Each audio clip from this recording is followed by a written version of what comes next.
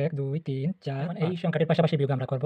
অর্থাৎ প্রথম যে সংখ্যা এটি হতে দ্বিতীয় সংখ্যাগুলোকে বিয়োগ দিব আর প্রথমে একক স্থানের সংখ্যাগুলোর বিয়োগ করব। অর্থাৎ এই যে 1 হতে আমাদেরকে 6 বিয়োগ দিতে হবে, কিন্তু 1 থেকে যেহেতু 6 বিয়োগ দেওয়া যায় না, তাই এই যে সংখ্যা এটি হতে একটি 10 এখানে আনবো। অর্থাৎ 10 আর এই 1 এ হবে 11। এখন আমাদেরকে 11 হতে 6 বাদ দিতে হবে। অর্থাৎ প্রথমে আমরা 11 নিয়ে নেই।